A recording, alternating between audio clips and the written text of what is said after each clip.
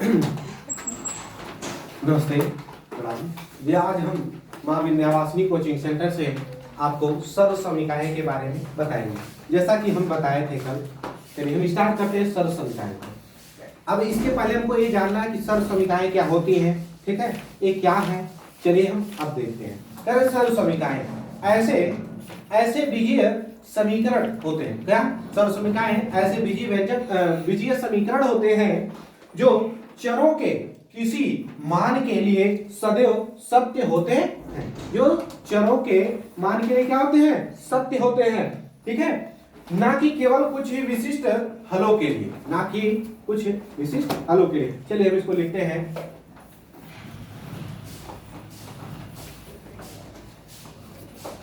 ऐसे बीजीय समीकरण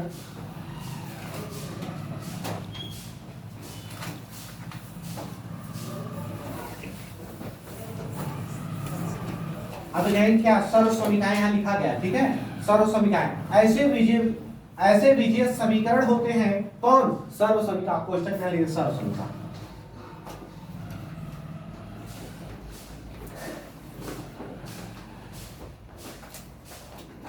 ठीक है, एक कन्फ्यूजन होगा। सर्व समीकरण, ठीक है, ऐसे बीजीय समीकरण होते हैं। कौन? सर्व समीकरण, ठीक है, जो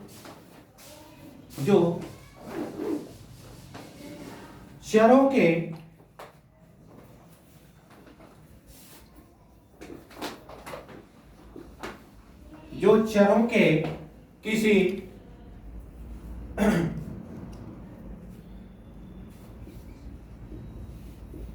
भी मान के लिए सदैव सत्य होते हैं। सत्य मीन्स क्या होता है? सही।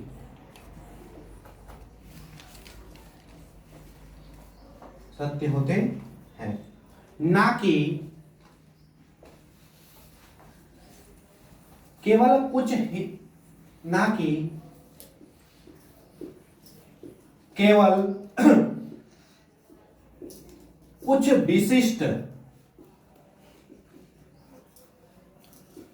विशिष्ट हलों के लिए।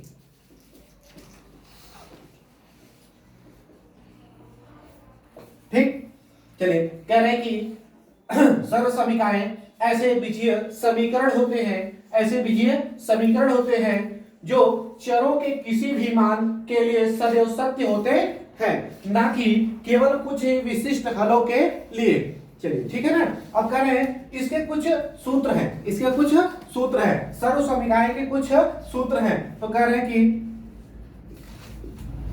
सर्व समीकरण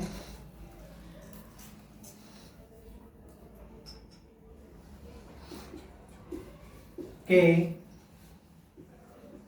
कुछ सूत्र इस प्रकार है। चलिए सर्व समीकरण के कुछ सूत्र क्या हैं? इस प्रकार हैं। चलिए हम देख रहे हैं, यहां लिखा है a प्लस बी। आप जानते हैं कि a प्लस बी, देखे ना, a प्लस बी का होल स्क्वायर, इसका मतलब क्या है और इसका सूत्र क्या है, तो हम पहले लिखेंगे, फिर एक एक का प्रसार निकाल करके आपको दिखाएंगे।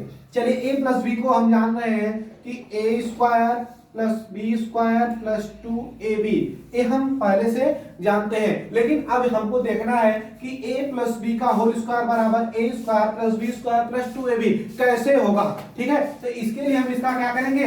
प्रसार निकालेंगे। क्या करेंगे?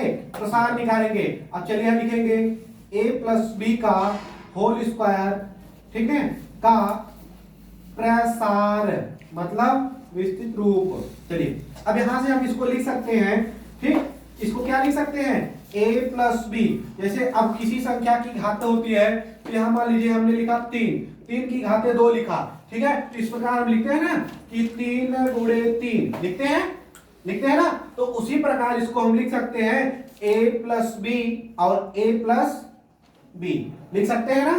तो तो चलिए अब इसको लिख लिए। अब क्या करेंगे, यहां से a को हम कॉमन कर लेंगे और यहां से पूरी संख्या लिख देंगे कोष्टक में a प्लस बी। ठीक, अब दूसरी संख्या b को कॉमन लेंगे, यहां लिखेंगे प्लस b, कोष्टक में a प्लस b। हो जाएगा ना। चलिए इतना हो गया। अब क्या करेंगे, यहां से हम फिर लिखेंगे a का a में गुणा होगा तो कितना आएगा, a स्क्वायर प्लस a का b में गुणा होगा तो कितना हो जाएगा, ab प्लस, अब यहां से देखेंगे a का b में गुणा होगा तो कितना हो जाएगा, ab। हो गया ना, ab हो गया।